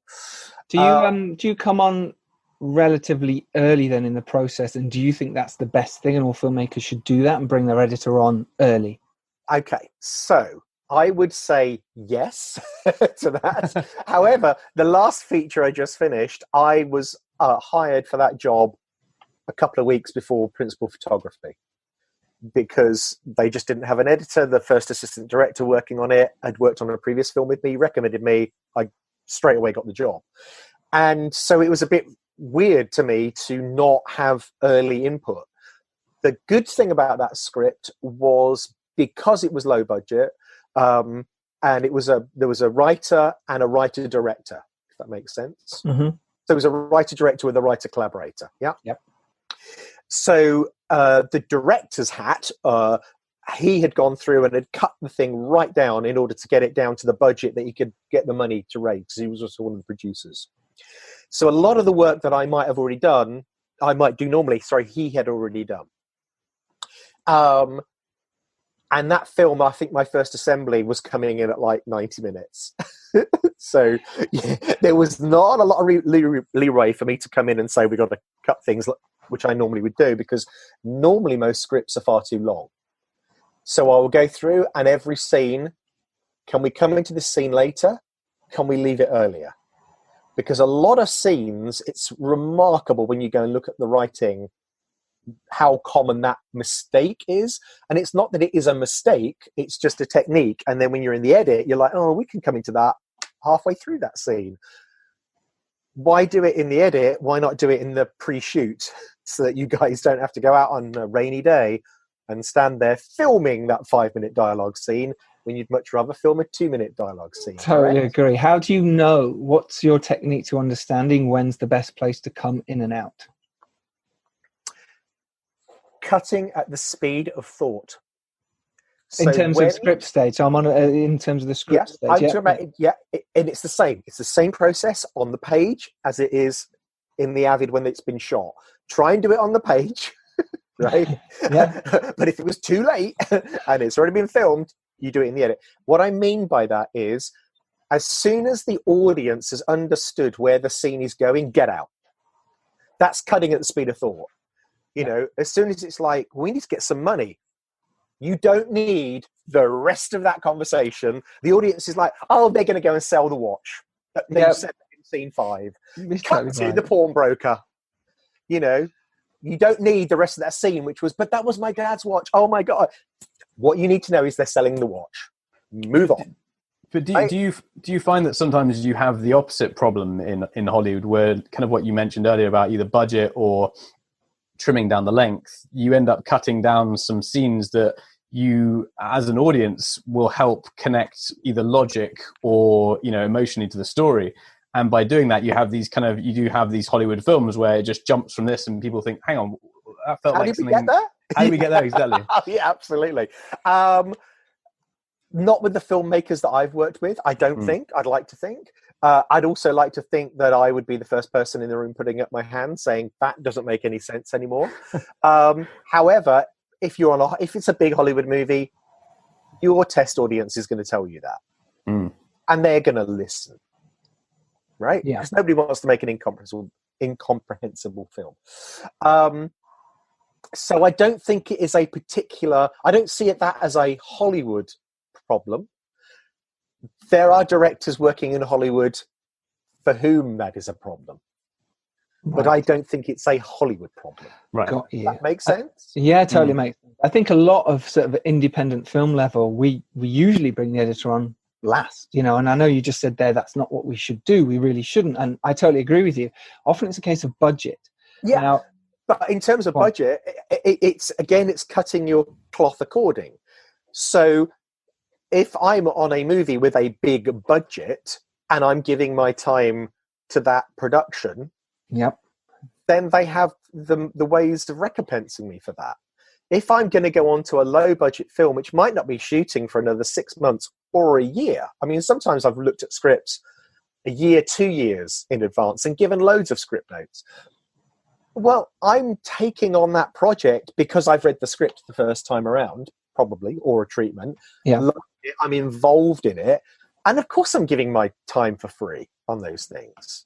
Right. And you're also saving the money directly in shooting days and budget and also post. So it's to read a script and give a few notes is quite a good economy, really. Yeah. And it's like that thing whereby every penny I can save in pre-production and during production, because the same thing rings true once the camera started turning from day one, I'll still keep making those suggestions. Every pound saved on the set is a pound for post, or a pound for the advertising of the movie that we've made and nobody can see it anymore because there was no money for the print and advertising. Yeah. So it helps me, because why would I work on a film for a year that nobody ever goes and sees? It's like, it makes no sense. Totally agree. That's great advice. Thank you. And I'm definitely going to incorporate that. And I hope a lot of other people listening, watching will as well. We've got a question here. We're going to get Robbie maybe to come on and read some questions out for us from people. But while we were talking earlier about editing and learning to edit, Eloise Heath has asked a really lovely question about how do people go about doing that? What's the best way for people to actually learn to edit right now? Obviously, in terms of the things I said earlier, that I believe that, but that's more of a structure thing. Mm-hmm. If it's in terms of when do you cut from the wide shot to the close up? I think more she was asking about what platforms, where should she go? What's the best? Is there any specific? Oh, what, in terms of which software to use? Maybe software, but also in terms of what any techniques in the software, maybe there's also some techniques you've learned. You go, okay, well, just do the basics or something, or there's a great YouTube video you've seen. Oh, okay. So I would always refer people to Sam Berlinguet's book, which is it's on Amazon, and I'll get you the link. You guys might already have that from a previous podcast that I did, and you can put that on tomorrow. So apologies, I don't have it right now. And it's actually a book about documentary film editing, and he breaks down a lot of stuff, like how to set up your projects, which if you're starting to learn, then your housekeeping is essential. It really is. So Sam breaks all that down. But because his book he's mainly a documentary editor, but it's the same rules apply on drama. And I keep telling people that all the time who say to me, I'm a documentary editor, how do I get into drama? I go, you're an editor. That's what you are. You're not a documentary editor. You're not a comedy editor. You are an editor. And it's the same skill set across the board. And so don't let people pigeonhole you, and don't pigeonhole yourself. And documentaries, and documentaries now as well. Like, I mean, a lot of the new Netflix documentaries, like Tiger King's become a bit of a sensation around everywhere. But like, there's a lot of narrative spun into it, like quite heavily, and that is a big editor voice, really. Every drama that I go to work on, they always say to me, "I really want it to look like a documentary and real." And every documentary I go on, they get the dolly and the track out and they go, we want it to look like a cinematic feature. Make it cinematic, please. Make it cinematic. Yeah. Right? So it's a complete cross-pollination. I would refer to Sam's book and listen to a lot, well, not a lot, but you can Google, find the DVDs or Blu-rays that have an editor's commentary on them. Mm-hmm. And they talk more about structure of editing, usually on those things. There are quite a few books on the when to cut from the wide shot to close up. And again, I'll link you those, and you can put all of those on the website tomorrow so people can go back to, Please do. Yeah, and for now, Carter Ferguson has very kindly put that up in. That's the one. Brilliant. Thank you. That's exactly it. And also, Eloise was, and actually, I interrupted you actually that question, but also going about from when to go from the close up to the wide, for instance. Okay. Please. So, and that's the tricky thing, because I genuinely believe that you almost can't learn that. It's guttural and it's instinctual, and okay, you get better with practice for sure, but there's a certain level. I don't think that I have changed where I put my cut since I was an editor 40 years ago. What I have learned in those 40 years is all the other things that we've just been discussing, like reading a script and doing that, working with a director, what that's like, working with a producer, what that's like, working with a studio, what that's like, interacting with VFX people, production designers, politics, the cutting room politics, and learning how to give the director what they want, not what they've asked for. And could you clarify that a little bit more? Because yeah, of course, it'd be really interesting to know. A director will say, "Oh God, that's not working at all. We need to cut to this, and then we need to cut to that, and we need to cut to this." Now, when you first start editing, you will do that, and then the two of you will watch it, and the director will go, "Oh, that doesn't work either, does it?" So, what experience teaches you is you can look at when they will tell you this. You go, "Oh, I see what you want to do. Can I just show you something else?" And then they'll go, "Oh yeah, oh God, that's what I wanted. I wanted that." Which brings us right back again to in scripts, because like one of the main pieces of advice as a scriptwriter is someone gives you a note, look at the area of the note, not the suggestion for the note. Exactly. So it's very much two sides of the same coin. Exactly. And it's also, and it's not a director fault, we all do it, and it's a producer fault, it's a director fault, and it's a test screening fault. So you don't listen to the test screening, what they tell you should do. You listen to the vibe of it's too slow. That's not necessarily mean cut a load of stuff out of the film. Yeah, no, absolutely. It can mean pace the music up. It can mean, oh, where exactly was it slow? It was there. Oh, why is it slow? Because it's slow because there were two slow scenes next to one another. Maybe if we put a faster scene in the middle of those two slow scenes, it'll run at exactly the same duration, but the audience won't feel that the film grounds will halt. So it's a structural change.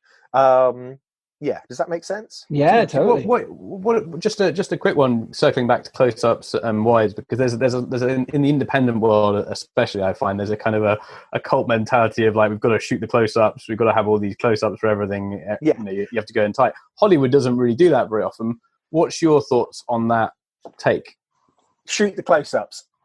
Right. Because if you don't shoot the close-ups, we're going to be picking them up 4 weeks later. But I mean, do you like to use them? Do you like to use them regularly, or do you sort of save it for a special? I when I'm doing an assembly, like for instance, literally the film I'm just cutting today. I had a conference call with the director because he's reviewing the cut remotely now because of the circumstances. Mm-hmm. And he was saying, "Oh, we need to really get across the point of that, and it's not working at the moment." And I said, "Yeah, it's because I used your close-up." And I used the close-up because you shot it, and I wanted to put it in so on this very first assembly we could look at it and see.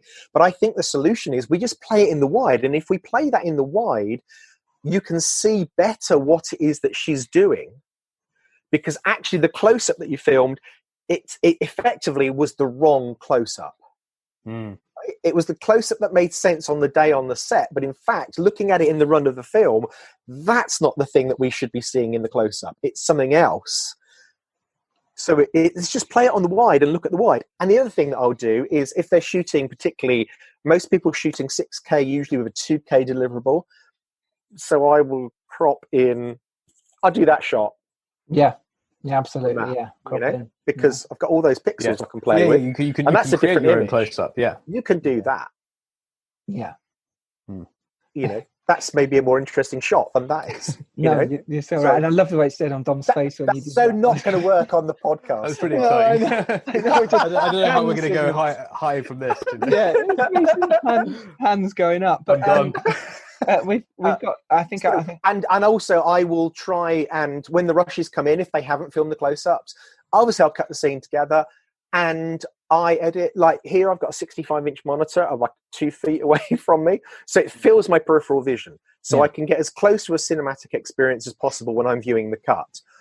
And even with that in mind, I'll look at something and I think, I really need that close-up. I'll run down to set. I'll say, guys, can you get me this? And they might say, oh, well, we've relit the set, or we've redressed the set. And I go, can we shoot it in that corner over there?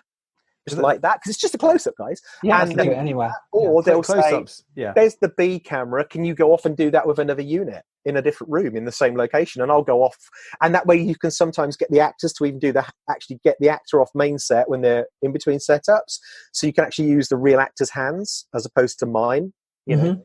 That's a really fascinating point in terms of, actually an editor's perspective when you're shooting. Especially on indie budgets when you haven't got time to shoot everything. Don't worry about get the close-ups, but they are the thing you can cheat, and you can cheat some astonishing things, like really astonishing things. My God, absolutely. So there are shots in everything. You know, there are pick-up insert close-ups in Rogue, there were in Monsters, a whole bunch in the film I just did, because the main unit was shooting on such a short schedule that they just a cut print moving on, you know. So it's the sort of thing you can get later on. If you're budgeting up for a low budget indie, and even on big films we do it all the time, but on a low budget film, my plead would be assign enough money in your budget to do a couple of days pickups later on once you've done your first assembly. Yeah, 100% agree with that. That is so useful. It's literally like the percentage of your success hit rate is astronomically high versus what you filmed on your main unit. Well, because you can easily miss on your main unit, can't you? You can easily miss a shot. You'll be shooting maybe 100-to-1 shooting ratio on your main unit, or even if it's tight, you'll be 10-to-1. Nothing's really on a main unit shot less than 10-to-1. Your pickup shoot is almost 1-to-1. It's one take close up of me pressing the mouse. Cut, moving on, next close up. And you might put something in there that you didn't even realize that your editor spotted, or you found out in production or post that it could go in, that would solve a whole bunch of issues. And so there's no point assuming that the edit will stay as it is in the script, because it changes from the script to shoot and vice versa. I get my iPhone out and shoot stuff in my edit suite first of all. Or I'll steal a shot from another movie, online. I just rip it, stick the shot in, show the scene to the director and go, what do you think? And they go, oh God, yeah, it's so much better with the close-up of the gun being cocked. Which I might nick from somewhere completely different. Yeah, I totally agree. I think the odd close-up, I think, is really important. We do miss these on set sometimes as directors. We go, oh, I don't have time. It's all right. It plays out enough on the mid or the wide. But actually, these cutaways are so important. And I genuinely believe, and you guys may disagree, but I would rather have just one take of the wide shot and then more time spent on the rest of the coverage for the scene. Because the wide shot really is used primarily for geography of the room. So it's when person gets up from table and walks across room.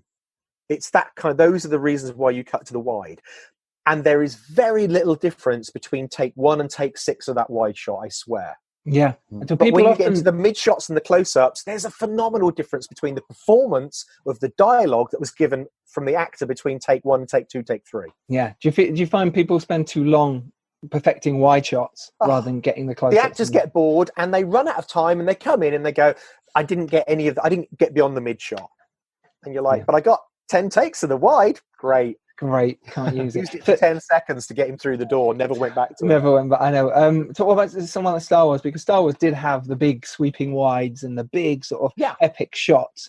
Were you conscious of that when you went in talking with Gareth about it from the beginning? Was it always, this is how I'm going to shoot the Star Wars and this is how I'd potentially like you to edit? We prevised a lot of that movie. So you can work those things out in so previs, for people that don't know, is and particularly on a movie of that kind of budget, the previs is like watching a PS4 computer game. It's really high standard. Now, on a lower budget film, you can do it using the software, the FrameForge, which is not as great, but it still tells you what you need to know. So it's such a useful tool. So with that, they would do a scene. The shots would come through from Third Floor, who were the amazing previous company that we used on that. And then I could run, because they were doing it in the room next to me, and I would run out, so Barry or Margot, and I'd say, can you do me a close-up underneath as she jumps over the, from one part of the platform to the other? And they just generate, another angle, and I could cut it in and go, oh yeah. So then Gareth could see that and go, oh yeah, we do need that shot when we get onto set. It's worth spending the time, the 4 hours to move that, camera and do that. So, yeah, totally. And also, the other thing is with the previous, is the reverse is true, is that you can get all the shots in, and I would cut a scene, and some VFX shots cost more money than the budget of your indie film, right? So I would look at those, and you pretty much pay by the shot. So I can look at a scene, I can go, do I need all 4 shots? Can I tell that story in 2? I've just slashed the VFX budget for that scene in half.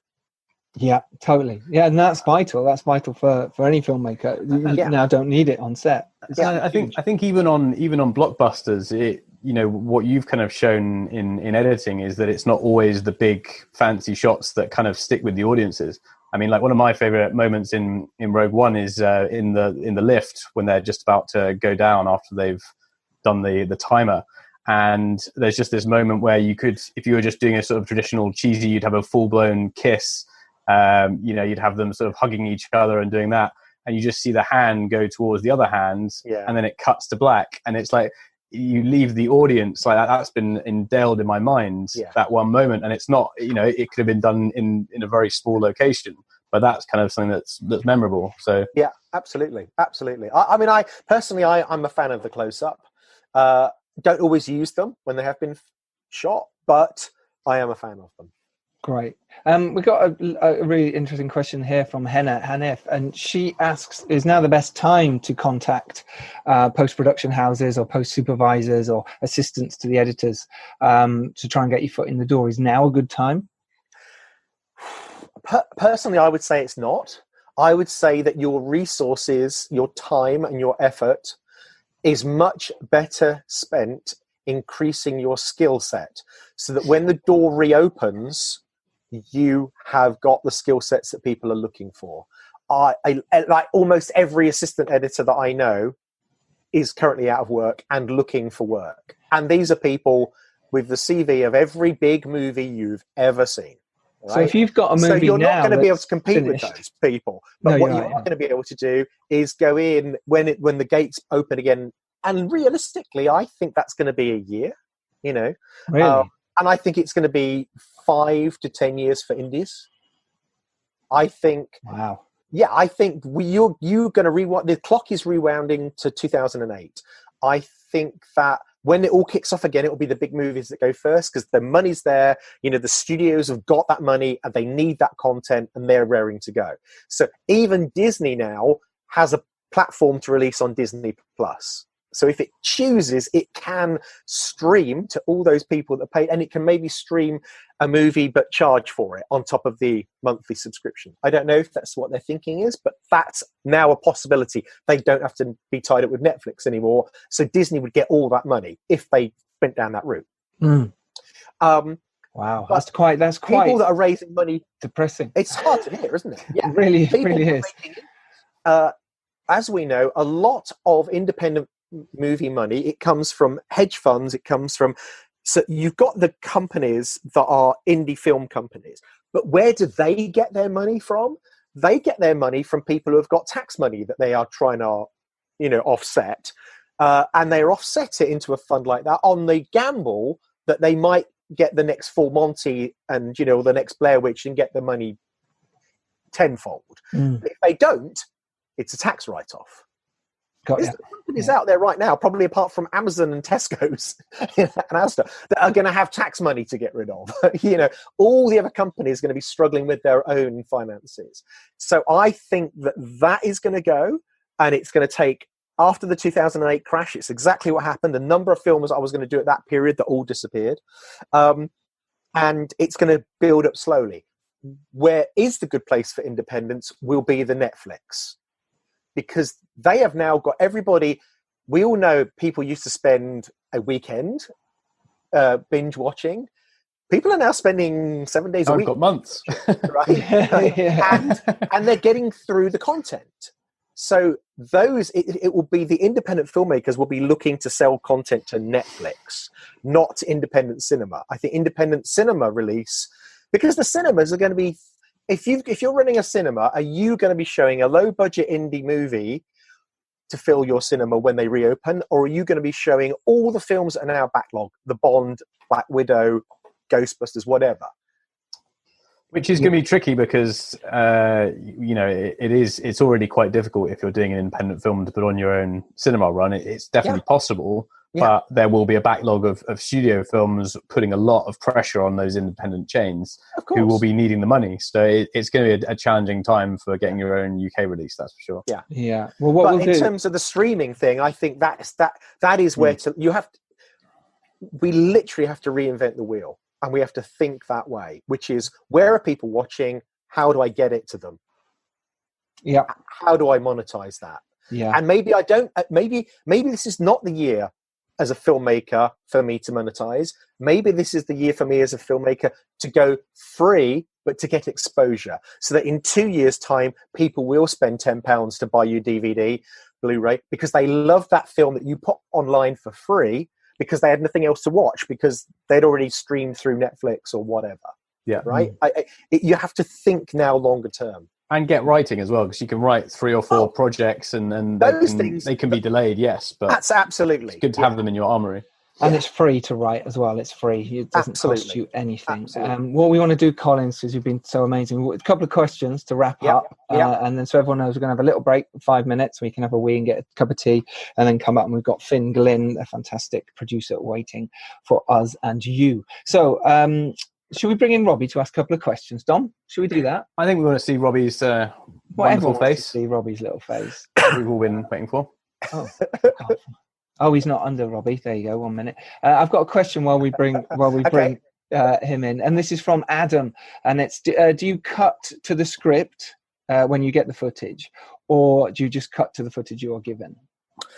So what I do is I always try and do my first cut of a scene the way that it was intended by the director and is portrayed in the screenplay. I try and get through that as quickly as possible. And when I'm doing that, I see something else that I think is an improvement, I will do that version as well, and I'll screen them both for the director. Amazing. Robbie, how you doing, buddy? Hi, Robbie. How's it going, Giles and Dom? Hi, Colin. Hi, Robbie. Hi. Go for it. Give us some of the best ones that you've found. So we got one from Emmeline, and she's saying that she's working with a director who's in LA, and they've sort of had conversations around not being creatively in sync. Have you dealt with those sort of conversations before, Colin, and how do you sort of deal with them? How do you get creatively in sync with directors? Okay, so are we talking at the moment in lockdown creatively out of sync because of the time delay and because of what's going on with the whole world? Or are we talking about out of sync on? She would like to go down one route with the film, and the director would like to go down. Yeah, I think it's that, and then the distance. But I guess it's applicable now. Okay, so the thing that I've always done in my career is I've always made up this little caption thing that says a film by and the name of the director. And when we get into a creative discussion and the director will say, well, what do you want to do? I'll say, well, I think we should go from this to that to that. I think it's clear if we do this, and we cut to that. However, and then I click that JPEG and it fills up the 65-inch screen and it says a film by, insert name of director here. I go, it's your film. What do you want to do? Because if I wanted it to be the way I want it to be, I should say a film by Colin Gowdy. I should be out there directing that film, right? It's the director's film. Obviously, the producer might come in and then all over that, whatever. That's their role as producers. But in terms of, do I get into a situation whereby I'm in complete disagreement with the director, but insisting that my way is the best? I don't. Amazing. It's really their film. It has to be their film. Now, the two ways around that, if I'm trying to be more constructive, because that sounded a bit non-constructive, try and find out from the director in what area they feel there's a creative missync. See if you can reprogram your onboard computer software so that you can think like them. Like I'll often say to Gareth, you know, he'll tell me something and I'll go, and he'll go, oh, I hate it when you do that because you're just disagreeing with me and you're just saying that. And I'll go, no, I'm just trying to get into your head what it is that you want. And I'm trying to reset my head, and I'll go, like I did this morning with the director. I said, oh, I get it. You want this scene to be cut more like Terrence Malick. And he went, oh my God, that's exactly what I want. That's exactly it. Now, he didn't tell me where to put the cuts, but we all know creatively a Terrence Malick cut is not a Michael Bay cut. 100% isn't, yeah. Right? So, vice versa. You might have done the Terrence Malick cut. And you might go, oh, you want the Michael Bay cut. I get it, right? And at which point you might say, do you know what? That's just not me. I think maybe, do you want to send those scenes off to another editor, possibly? Or do you want to have a go at that yourself if they're au fait with software themselves? Or do you want me to just step away and you just take it? Because sometimes, like Rogue, we had 3 editors on that, you know. Unfortunately, we all got on really well and we all interacted and, you know. So, but I know there are other films that friends have worked on. I've never had it happen to me where the film was taken away and another editor came in and they're like, you know, that's what happened.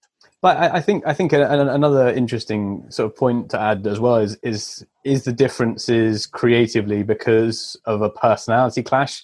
Because you know, at the end of the day, like I always believe that you can, if you have like, okay, we've got to get rid of this scene because of budget. There's often a way as a director you can think about changing that scene so that it's there's a solution so you can put in what you want, but it's still trimming off a couple of minutes or vice versa. So I always think there's a third middle ground option that you can generally find.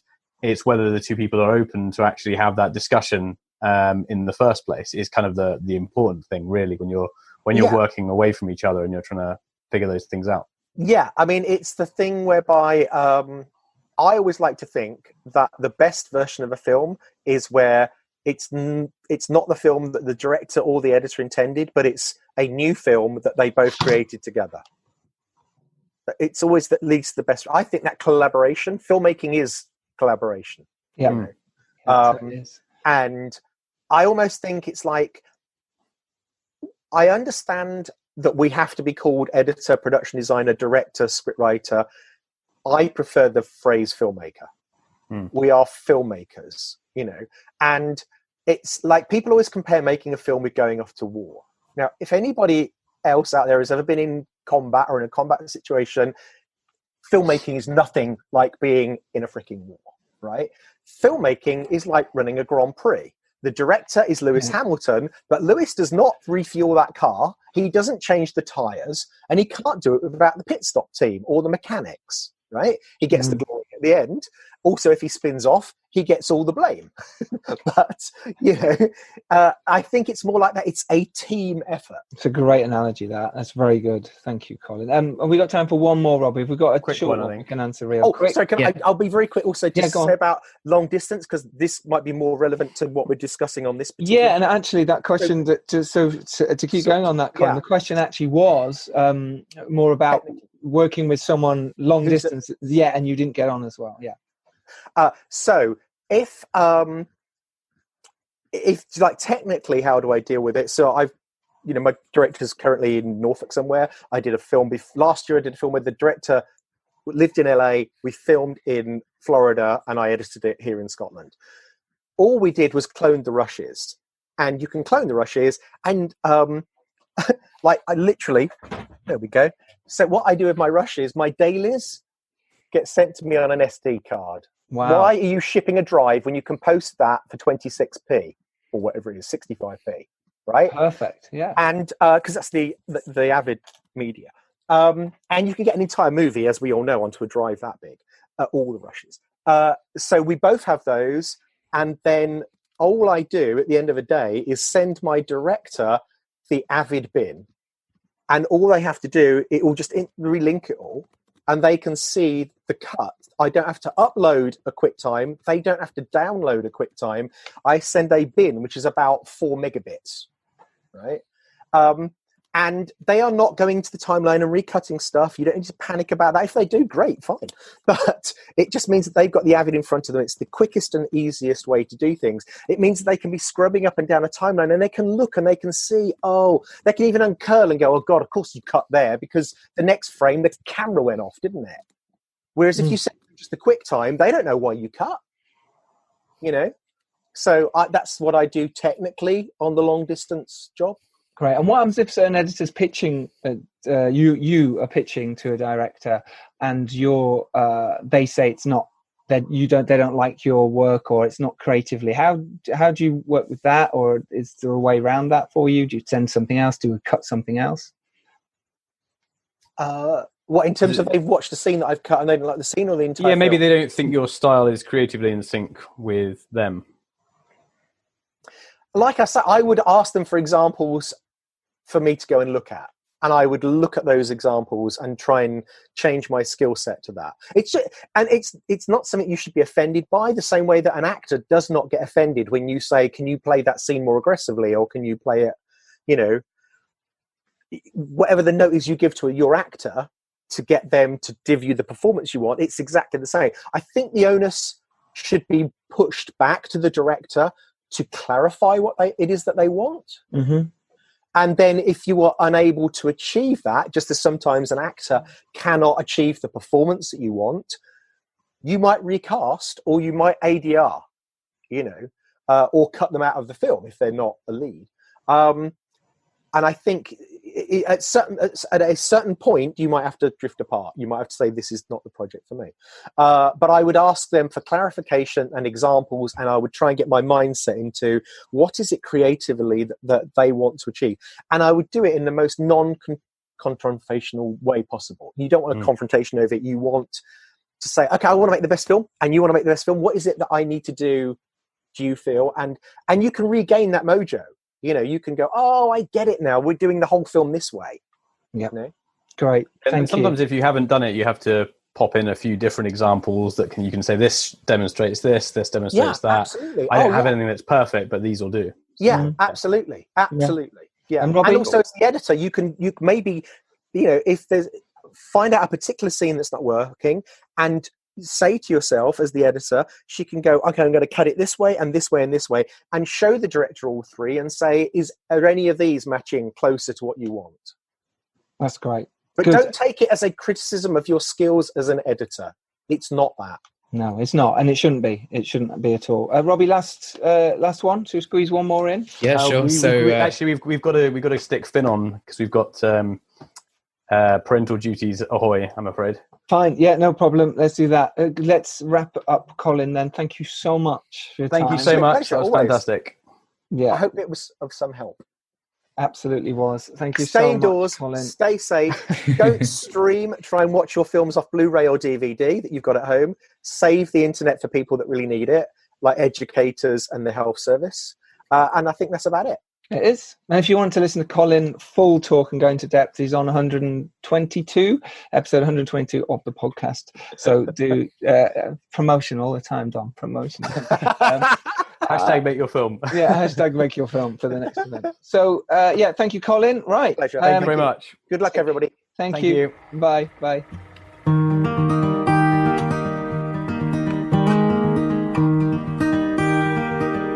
Hello everyone, it is Giles jumping in here just to tell you this of course is a two-parter. It ended up being about 3 hours long, and that's way too long for a podcast. So what I thought I'd do is split it into two for you.